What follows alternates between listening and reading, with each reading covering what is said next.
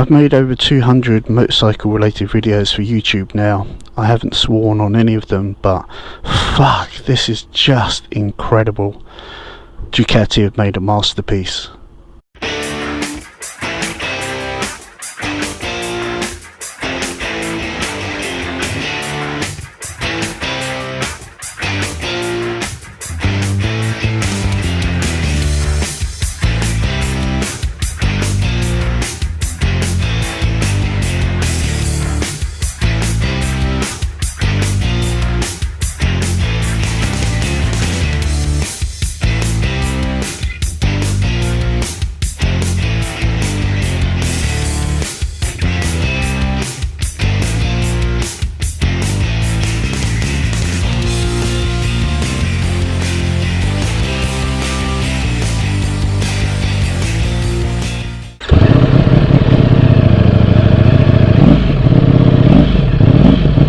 Just listen to that. How on earth did they get it through noise regs? I have absolutely no idea. I know the full Akropovich system fitted is about $7,000 and it just is not required for this beautiful sounding V4. So I've just picked up my brand new 2021 Ducati Streetfighter V4S in Chattanooga, so out of state for me in Tennessee. And I'm in Chatsworth now on my way home. It's been raining all day, and just the thing you need when you're picking up a 200 horsepower bike is tar snakes like we have in front of us, pouring wet rain, and a 208 horsepower engine on tap. So anyway, big shout out to Pandora's Motorcycles in European Motorsports in Chattanooga. My old friend Steve Larson is the sales manager there, and Jeff Chamberlain helped me out with the sale. Absolutely no BS sale, fair, respectful price offered each way, very easy to deal with. Even the admin, lovely lady there, took me through all the paperwork in no time at all, had me on my way after a very detailed and thorough handover from one of the head mechanics there, talking me through all the complicated menus.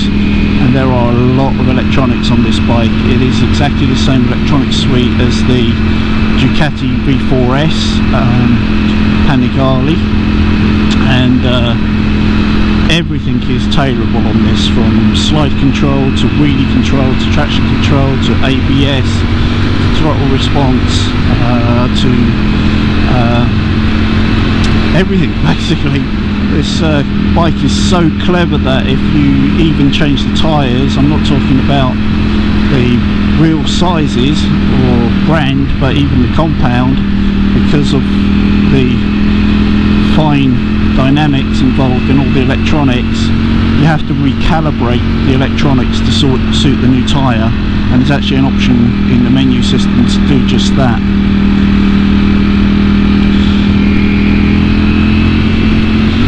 So I picked up the bike, had done a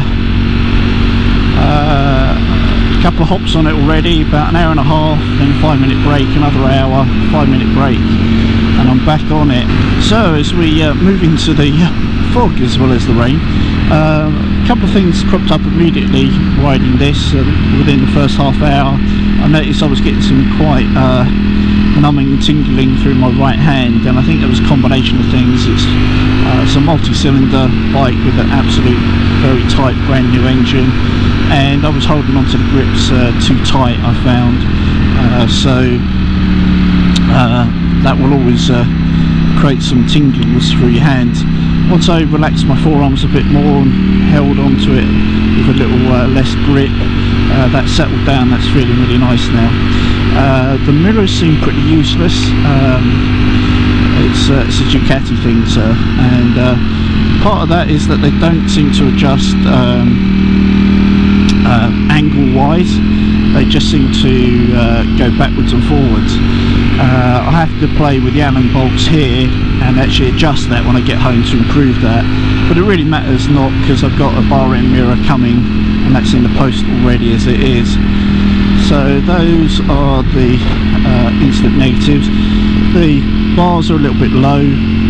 I'm used to riding the big adventure bike, the GSA, and also my Rocket 3, which I traded in for this, and their bars are a little bit higher.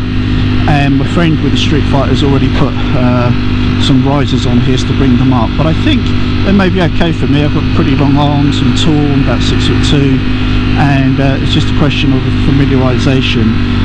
They are very low and they feel low, but to put it into perspective, compared with the Panigale V4S, they are a full 6 inches higher. So I want to spend some time just with these to begin with, and it's an easier change at a later date should I feel like it.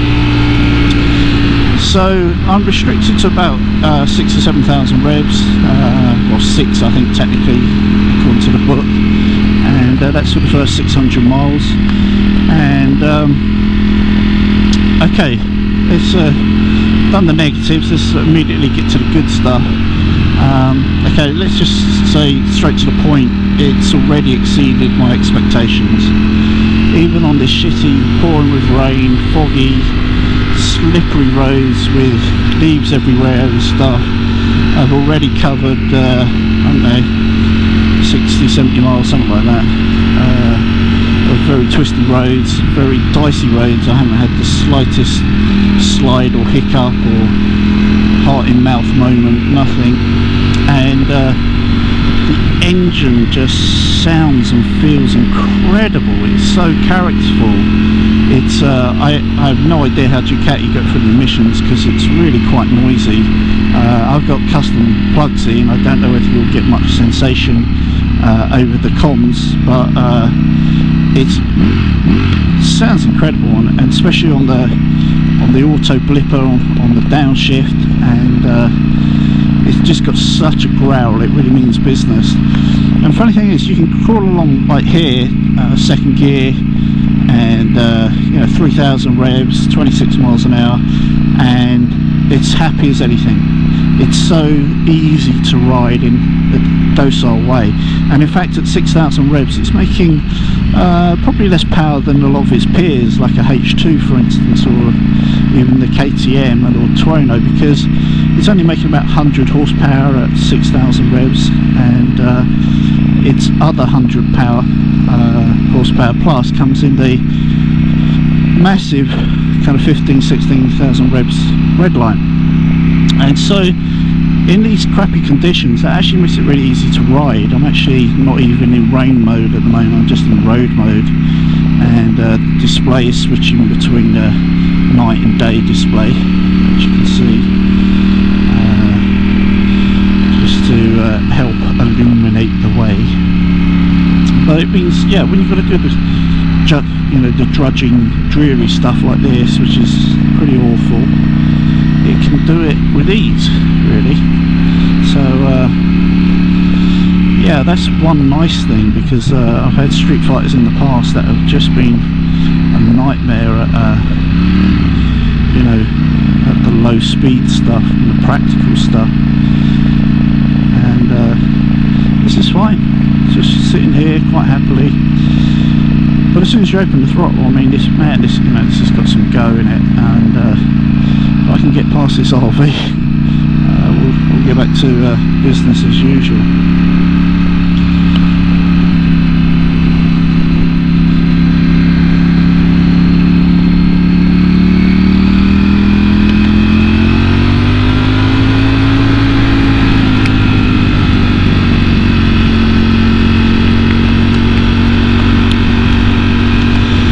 Okay, so we're around the RV now, and there's branches and leaves and all sorts of stuff down here, but the Streetfighter is just lapping it up. I mean, we've got overbanding tar snakes everywhere, we've got bits of oil on the road, we've got leaves, branches, and it's just cake for the Streetfighter, just walking the park.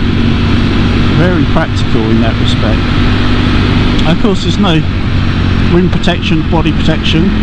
You're going to get some wind blast at higher speeds, but that'll help keep the top speed down and help your license out, hopefully, but you also don't get the buffeting then with the unfair bike. So I like that. I prefer an unfair bike, certainly up to about 80 miles an hour or so, and you know, above that you've always got one eye cocked for you know who. Anyway, okay, listen to the quick shifter. Up, down. Oh, it's just so beautiful. So much better than say the quick shifter on my BMW. It's just cake. You've got that auto blip on the change down, and it's just silky smooth the way that shifts on the way up. The only thing you have to be careful of is if you're used to using the clutch all the time, if you roll off while you're going up and then open the throttle, it's very jerky, because with the quick shifter you want to keep the throttle at least steady, if not preferably accelerating as you you knock the gear shift up, and that will really help you out.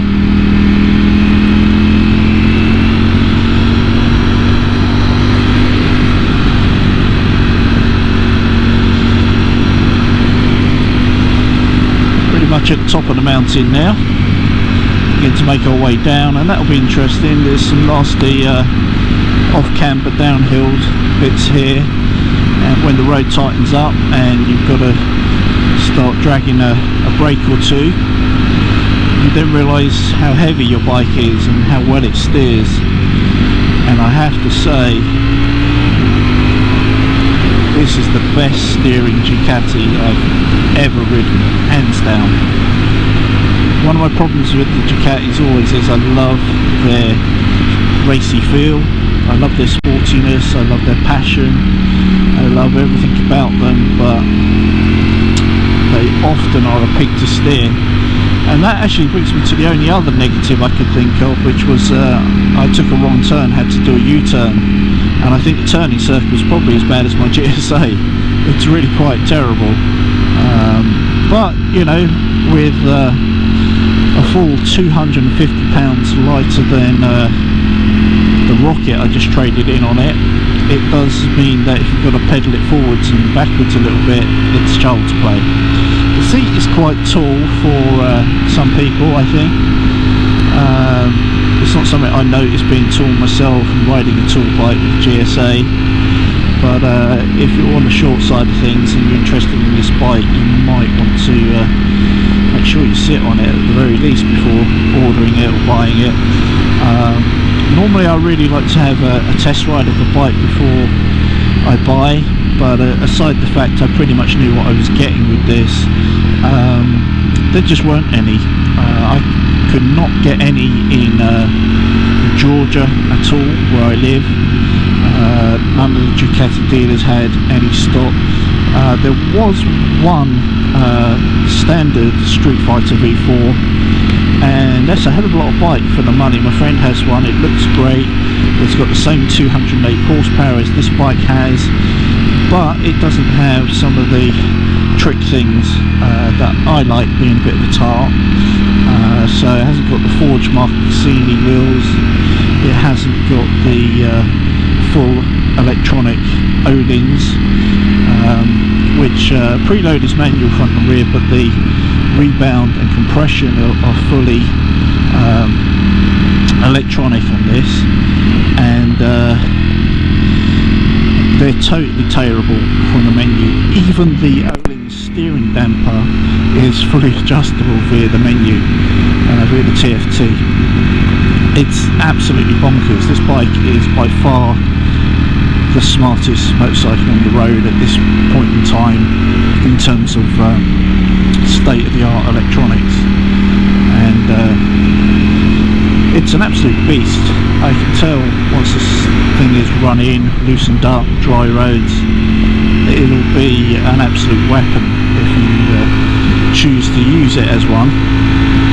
But even just trundling around like we are, you know, kind of 6,000 revs, third gear, 60 miles an hour in the pouring rain, it's lovely, so nice.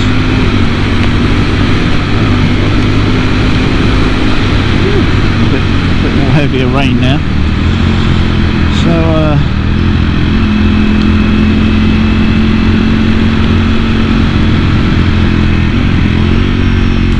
what else can I tell you? Traded my Rocket 3 against this. Rocket 3R was a lot of fun, and I think whatever bike I sell or trade, I'll always miss it in some way. There'll always be a day where I think, oh, it'd be nice to ride that bike out on its own, but I found it was beating me up a little bit on the longer rides, which is all of my rides really. And I thought, you know, I want something different than my super practical GSA. I want something contrasting, and I was looking at middleweight adventure bikes, for instance, and then I was looking at Streetfighters and so forth. And I wanted some contrasting, but equally I didn't want it to be kind of too hard on my body at the end of the day on a longer ride. And although Streetfighters are traditionally unpractical and uncomfortable, they are at least light compared with a full-size touring shaft-driven adventure bike or a Rocket 3, for instance. So the Ducati is massively, by a long chalk, the lightest bike in its class. The standard Streetfighter is £397. This is £392, which is pretty awesome. Super light, and I'm hoping that lack of weight, you know, is translating to a lack of effort, which means that I'll be less tired after a long day's ride. But additionally, I can get past this. See how effortless it is on Streetfighter. Just even only being able to use half the rev range, not even that. It's so easy to punch past slower moving vehicles. So what was I saying? So I was hoping this would be better, and it's definitely a little harder on the arms and wrists. That there is no doubt. But strangely, my legs feel very comfortable. Initially at a standstill, the pegs felt a bit high, but actually I've been no problem at all. I haven't even thought about my legs, so they're at a really nice height, plenty of ground clearance, yet plenty of room for blood flow. The biggest revelation, which you'll see in other reviews without a shadow of doubt, is how comfortable it is. It's almost shocking. The first Streetfighter was one of the most uncomfortable planks to sit on that you could ever unfortunately hope to ride. It was just a nightmare of uncomfortable. I mean, being on some race bikes which are more comfortable, you know, and this thing with its fancy Dan electronic latest Öhlins shocks, forks, and in addition to that, a super well padded seat. It's a beautiful material. I have no idea what they made it out of, but it's very squidgy, like a kind of gel seat, very thick, and totally at odds to what you'd imagine a Ducati should have.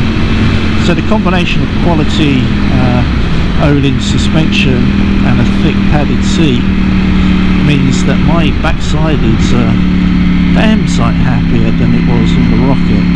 The seat felt pretty good at a standstill, but you know, to keep up that much weight, the rear shock had to be very stiff, and in addition to that, because of its geometry and nature, being a muscle cruiser, it had to be low, which means you can't have that much movement in it. And in fact, even the preload comes on minimum on that thing. So the long and short is, it's like any custom cruiser really. You can't get that much movement out of the rear shock, and eventually you know, it rides hard and bottoms out easily, is the bottom line. and that's just the nature of the beast. And that's okay, you know, when it's just you and you're flatting around and you're blah blah blah through the gears and shit, you know, you're muscling through the bends. That's fine for, you know, 50 miles, 60 miles, you know, even slightly more. But if you're out doing a couple hundred miles, you get home in the evening and what you find is that you sit down and you start falling asleep because you've had to work that little bit harder. It's just that little bit harder on your body. And I think this could be hard work if, like, you know, if you took it to a track, and I would definitely track day this if I felt like it. I don't particularly enjoy going to the track anymore, but if I felt like it, this is definitely fast enough. If you were whacking this up by the red line all day, you come home pretty tired, because it's a real mental workout as well as a physical. But on the road, I mean, this is all wonderful. You got your biplane wings for stability. They're supposed to be worth about 60 pounds of downforce at 140 miles an hour or some other kind of crazy speed you won't be doing on the road. And then on top of that, it's a bit of a crappy line, wasn't it? On top of that, they look cool as fuck, don't they? So I don't care. You know, has your bike got biplane winglets on it? Nah, just not. But, you know, interesting story on this, and it was really from Neebsy on Motorcycle News, who's probably my favourite motorcycle journalist. That guy has a way of criticising bikes so respectfully, and you kind of feel like everything that comes out of his mouth is in a positive, you know, has a positive spin on it. Not in a false representation way, but just in a kind of, you know, just there's no need to be slagging everybody off and putting everything down. So total respect to Neebsy, and big up respect to the MC Massive. And anyway, he mentioned that the official Ducati test rider for the bike and the team, they had a bit of an issue, because when they thought, right, okay, Panigale V4S, what do we do next? Easiest thing in the world, let's just rip the bodywork off, put some high bars on, Streetfighter, job done. But no, really changed the dynamic of things. So the 208 horsepower, it just became very flighty and very unstable, and that's not so good on a road bike. You want something that when you hit the bumps and you're a bit crossed up or whatever, it's going to land in a straight line again. So they tried various things. One thing they did was they lengthened the rear swing arm, so it's one difference between the Panigale and the Streetfighter, and that helps stability, and it also helped with the launch control, which is another electronic that it has. So probably away from the lights, it's actually a little bit quicker than the Panigale even. So that's one thing they did with the launch swing arm, but it still was a bit flighty. So they thought, okay, what can we do? So they got the Panigale R model wings and put it on it, and that helped significantly, but it still wasn't quite right. And then eventually they come up with these biplane wings. I think for 25.5 grand they maybe ought to be carbon fibre. I definitely think heated grips should be standard for that kind of money. And if you're an old softie like me, cruise control for when you're, you know, going up the freeway to get to the nicer twisty roads. So that would be good. But other than that, there's very little to complain, really, is there? I've got a few things coming for it. Some nice bar end mirrors. Get rid of these. You know, when you see the PR pics, you'll notice that they always remove the mirrors and the lump of plastic that they have on the back that has to go as far back as the back wheel for your tag plate, number plate. You remove those things and they instantly look beautiful, which is why all the brochure shots don't have them fitted. So I've got a tail tidy coming from Evotech to tidy up the rear plate. I've got some nice bar end mirror coming, and if I like that I might buy a second mirror for the other hand I've also got a official Ducati carbon fibre tank pad protector in case I scuff the front of the tank, and I've also got the official $400 pillion seat cover, but it does make it look, you know, it's got that lovely kind of pointy end to it, and it just makes the whole bike look like a two-wheel Ferrari. So I'm really struggling to at this early stage think of things to criticise really. As I say, it's a little bit heavy on the wrist. I feel that more than most people because my wrists are full of titanium nuts and bolts. But the seat is very good, the pegs are very good, and the general ergonomics are very nice. You've got a cantered forward position, and that's nice at speed. You know, I can put risers on this, but that's going to put me more upright.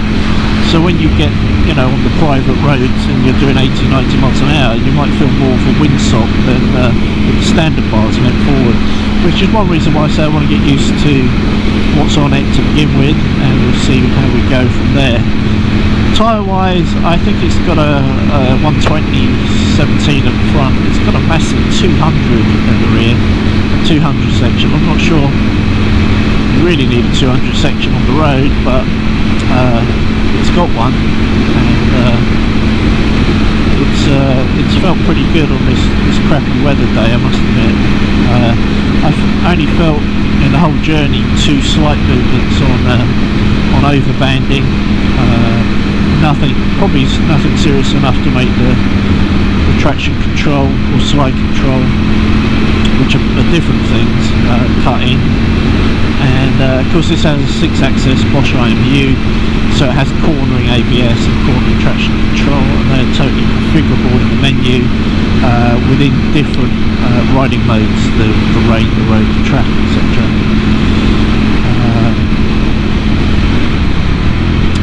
Other things I really love, the Joker as they call it headlight is just really stunning, and the DRLs, the daytime running lights, are super bright on them and very, very Audi, and of course Audi own the major shareholder of Ducati, so that's hardly a shocker, but they look great. And in the menu I've got them set on auto, so they're running DRLs, and if the ambient light gets too low or it turns dark, they automatically turn off and the headlights turn on, and vice versa. So that's a really nice touch in itself really. Turn signals, or the indicators as the Brits call them, I don't think they're particularly ugly, and I'll be sticking with them, and then you know they work, and the last thing you want to do is funk about with Ducati electrics, right? You never know what you're going to get. So I think I'll be leaving those. Fortunately the EvaTech tail tidy is a plug and play unit. I've never fitted one before, but it doesn't look too bad for the amateur mechanic, so I'll be fitting that, and the turn signals just unplug, and I think the little tag light stays connected wire-wise, but just unhooks and hooks into new units. So that's the major thing to update first, I think, and then the mirrors and tail unit and stuff are all pretty easy. You'll notice I've got my little beeline on here. That's been helping me out today to get to the place in Chattanooga and home, and I like it because it's not as big as your phone, and we've had problems with our phones this year, me and Eric, with the iPhone 10s, not 10s, the 11s, with the cameras becoming shafted, and we think it's through vibration on various mounts on the bikes. So we're trying to, come on guys, sort it out. A little place called LEJ now. So we're trying, well, I'm kind of trying not to use them so much. I've got a clamp that I've backed with foam rubber for my GSA, and I'm running that at the moment. But on here it seems a crime, it seems a sin to put a big Garmin or your phone up here. I suppose it wouldn't be the end of the world, but I just think a tiny little beeline is just just suits the nature of the bike. It's small, discreet, it's black like the bars, and you know, I've got it running at the moment, and I've got the app running and the phone in my pocket, so I know where to go. I'm a Ducati V4, Desmo 16 stradale,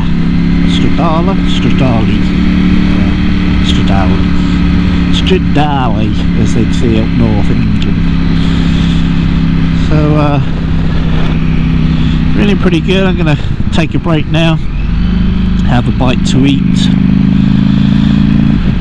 somehow through my mask. My initial impressions, literally following collection in the rain. I'm not sure anybody's collected that. I'm not sure anybody's smart enough or stupid enough to collect their Ducati Streetfighter in the pouring rain, especially when you got like a 230 mile round trip to do it.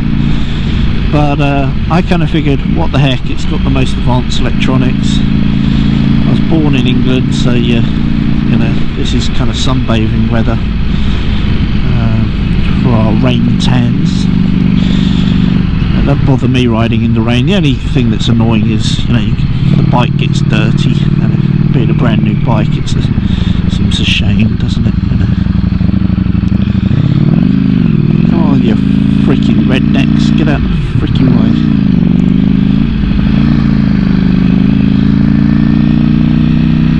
Ducati coming through. 3rd, 4th, 5th, 6th, 80 miles an hour. Awesome. Ba-da-ba-ba-ba, I'm loving it.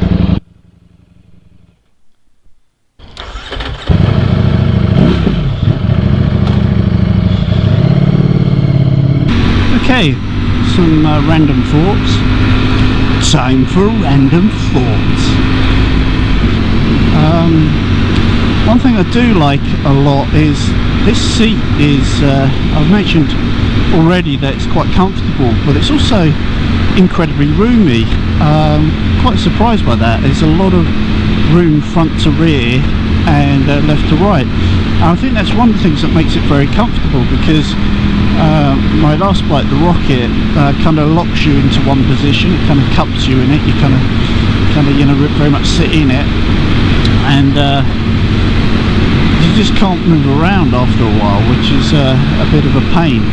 This lets you kind of be, you know, you can have your nuts upright against the tank at times, or you can slide your bum back to touch the laughably small pillion seat, which I'm going to put a cover on and remove the rear foot pegs and get a kind of hanger kit to hide the bolts, or the holes I should say. But yeah, basically you can move around, and of course the tank is, you know, it's like riding a bicycle. It's anorexically thin. It's so nice. It's almost like a super mono, if you're old enough to remember those. Easy Tiger, got my brand new bike. Don't need to be wearing a FedEx van. Oh, this thing is glorious. It's just got such, oh, it's so pleasing. So pleasing to coin the smokes. It's just got such a satisfying thrum about it. It's almost like they've stuck two V2s together.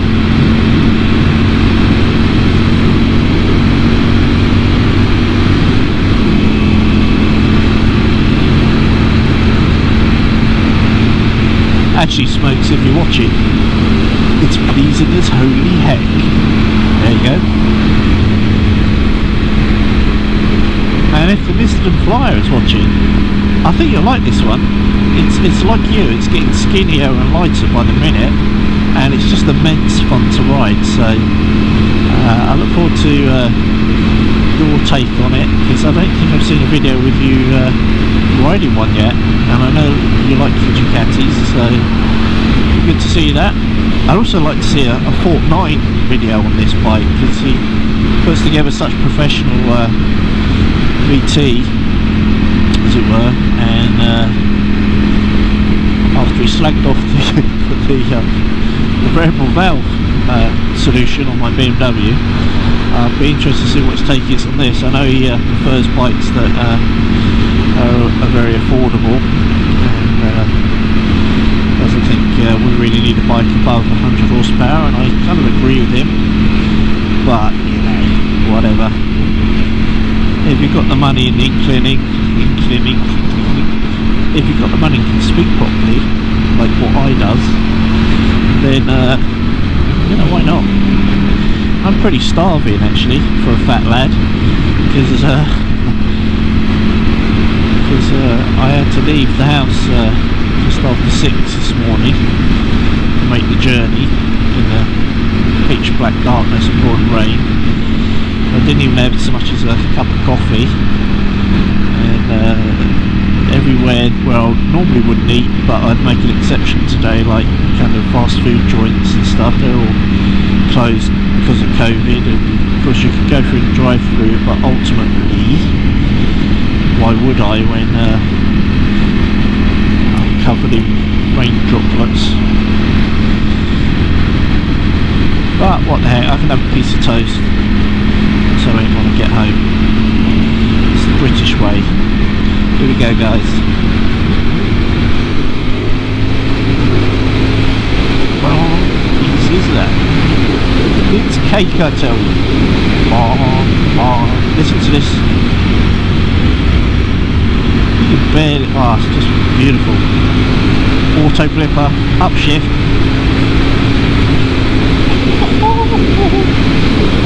Oh man, this is, I don't know. I haven't ridden the Panigale V4S, but dang, I gotta say I think this may be the best Ducati I've ever made for the road. You know, Panigale V4S for the track obviously, but the road, dang, this is good. I tell you, anybody brave enough to put down a deposit on a Multistrada V4S as a 2021, a Multistrada, their money is well assured. It's a good place to be, because some of the purists will hate next year's Multistrada because they've got rid of the trellis frame and it's a dual arm swing arm. But I tell you, the engine and the package, it's so compact, it's so nice, it's going to be an absolute treat for anybody to own.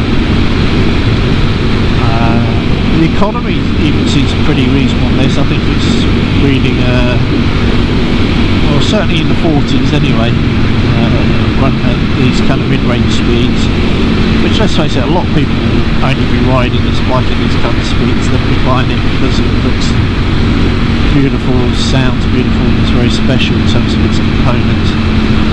But I'm not sure what the range is of those kind of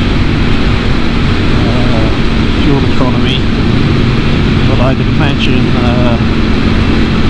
probably going to get the light on at 120 miles, something like that.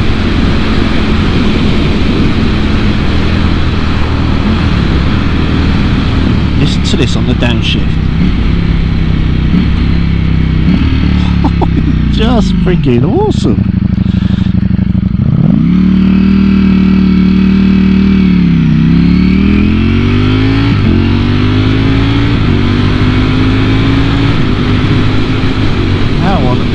Did they get that through emissions? I have no idea.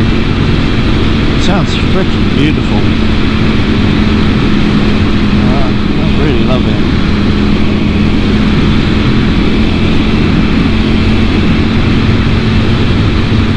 I don't know how much you're getting on camera, because it's sometimes difficult with bikes with a low clock. You're either looking at the clock or you're looking ahead.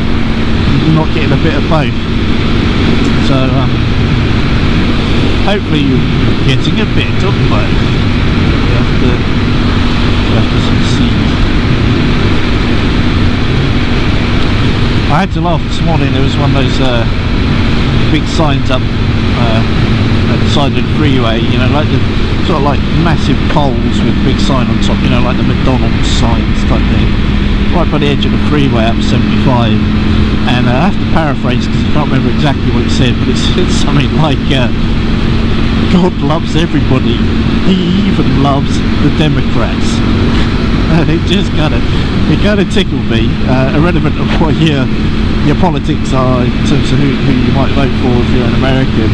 It was just kind of funny to see that up there, you know. God loves everybody, even the Democrats. It was, well, tickled me. Tickle my chuff points. Oh, listen to this. This is just freaking epic. You know, sometimes a bike just feels inherently right, doesn't it?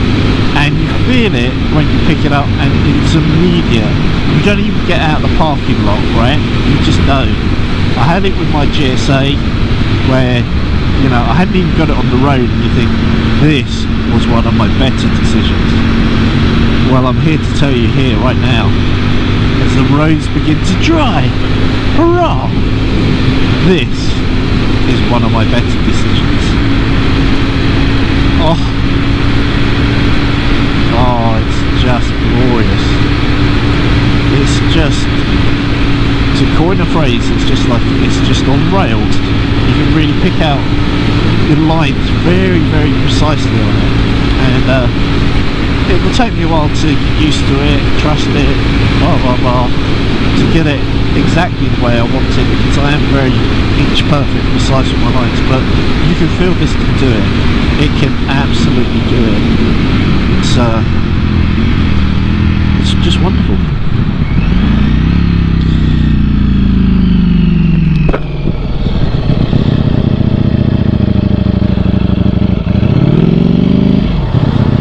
I don't know who's here first. You go first.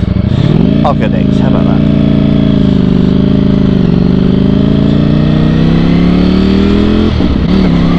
Where the frick are we? Pickens County. Wherever that is, that's where we are. I know because the sun told me so. You can see the guys at Ducati right now, can't you? You bastard! I'm not letting you buy another Ducati ever again.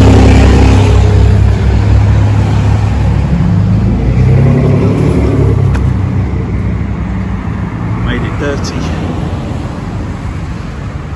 But she sure is birdie. Even with dirt on her. She's a dirty girl. She still looks awesome.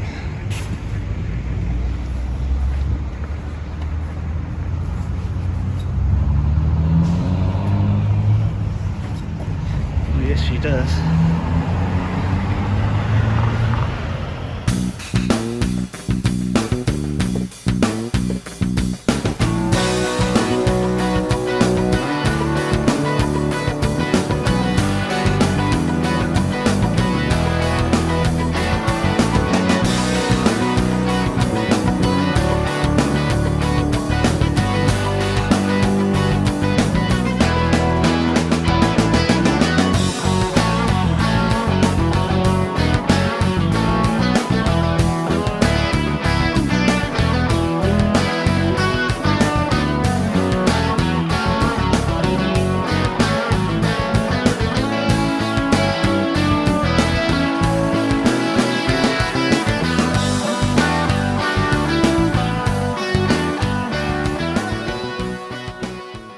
I hope you like my video picking up my brand new 2021 Ducati.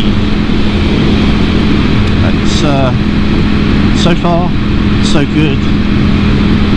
I'm absolutely loving it, and I hope that will continue for a long time. We'll have to see. I'll be doing regular updates on it, on modifications and ride outs on it, of course, and giving you my general thoughts about the good, bad and indifferent, with a hand on heart approach moving forwards. And If you haven't subscribed to my channel, please think about doing that and liking it and all that good stuff. I try to put out videos regularly. I've not put out many recently, and I apologise for that, but hopefully there'll be more to come in the next few weeks and months. So if you subscribe and hit that notification bell, you'll know when they're coming.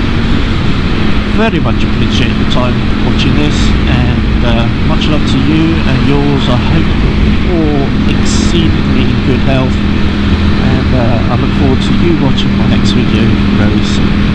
Ta-ta for now.